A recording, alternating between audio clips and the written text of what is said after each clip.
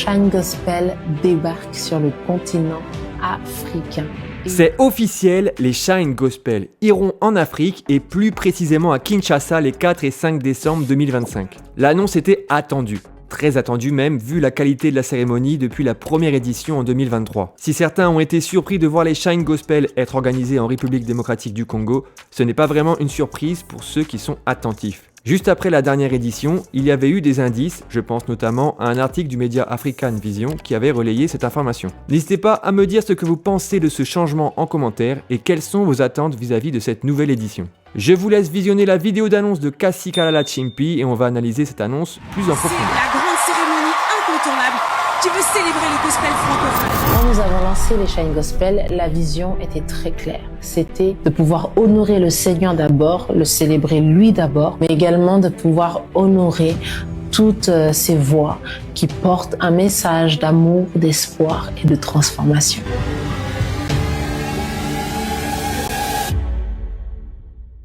Attachez bien vos ceintures car Shine Gospel débarque sur le continent africain.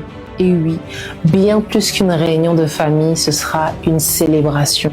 Après 2 merveilleuses éditions en France qui ont marqué les esprits, Shine Gospel veut s'installer en Afrique pour justement réveiller la mémoire de cette musique gospel qui a bercé des générations et générations, qui a béni des nations et des nations. Pour les Shine Gospel, ce ne sera pas juste un simple événement. Shine Gospel, c'est une réunion de famille où nous voulons justement mettre les projecteurs, un focus sur toutes ces femmes et tous ces hommes qui ont été des pionniers dans la musique gospel. Toutes ces femmes et ces hommes qui se sont levés quand les projecteurs n'existaient pas encore. Toutes ces femmes et ces hommes qui ont chanté l'évangile, qui l'ont propagé dans le monde entier au travers de leurs cantiques, au travers de leurs messages de foi, d'amour, d'espoir. Toutes ces femmes et ces hommes qui ont raconté leurs témoignages au travers d'hymnes qui aujourd'hui, de génération en génération, sont chantés jusqu'à présent dans toute l'Afrique, le monde entier, toute la francophonie. Aujourd'hui, Shine Gospel veut raconter cet héritage de la musique gospel du continent africain, des générations passées aux générations intermédiaires, aux générations actuelles qui continuent de bénir tout un peuple. Shine Gospel, c'est plus qu'un événement. Shine Gospel, c'est une mémoire vivante. Shine Gospel, c'est un flambeau que nous portons tous ensemble. C'est une famille qui est unie par la louange, la célébration, l'action de grâce et l'adoration à notre Dieu. Alors préparez-vous. On se donne rendez-vous les 4 et 5 décembre 2025 ici en République démocratique du Congo, précisément dans la ville de Kinshasa pour les Shine Gospel, non Award, attention, mais les Shine Gospel spécial Célébration Africa.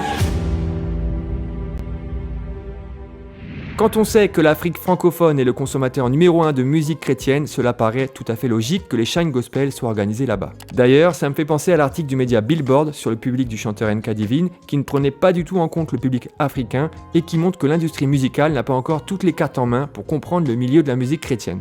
En parlant de médias et d'industrie, il faut aussi dire qu'un tel événement nécessite des gros moyens financiers, surtout pour arriver à un tel niveau d'excellence. En France, la plupart des festivals perdent de l'argent, alors imaginez une cérémonie d'awards. Si les Flammes ont Spotify comme sponsor, ce n'est pas pour rien, et pour la musique chrétienne, il est difficile de trouver des sponsors, tandis qu'en Afrique, c'est autre chose.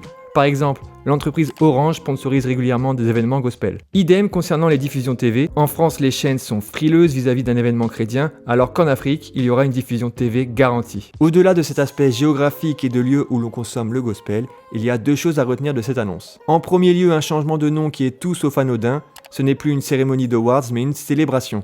Cela laisse penser qu'il n'y aura pas de remise de prix, ou alors, s'il y en a, il n'y aura pas de vote et ce sera pour honorer les précurseurs. Les Shine Gospel prendraient donc la direction d'une cérémonie de célébration de la musique gospel africaine, un peu comme un mini-festival, puisque l'événement est annoncé sur 2 jours, les 4 et 5 décembre 2025. Deuxièmement, il y a un gros focus mis sur l'histoire. Une envie de transmettre un flambeau, c'est un peu le travail que je fais avec cette chaîne ou mon livre Culture Gospel, faire en sorte que la culture musicale chrétienne se développe en racontant son histoire, en mettant en avant ses précurseurs, en n'oubliant pas les commencements. On peut voir ainsi dans la vidéo en images d'illustration quelques acteurs du gospel en Afrique, tels que Constance Amand, Marie Missamou, Alain Moloto, Charles Mombaya, Rebecca Malopé ou Onel Mala, comme pour montrer la volonté de transmettre cette histoire aux nouvelles générations. C'est vraiment quelque chose de noble et d'important parce que sans la culture, il n'y a pas de transmission et sans transmission, pas d'histoire. Je note également que le logo des Shine Gospel a été redesigné avec une sorte de couronne qui fait penser à celle de Madjabou Gospel.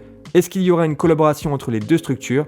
C'est possible vu que cela se passera à Kinshasa et que Madjabou a des infrastructures et l'expérience d'organiser des événements audiovisuels.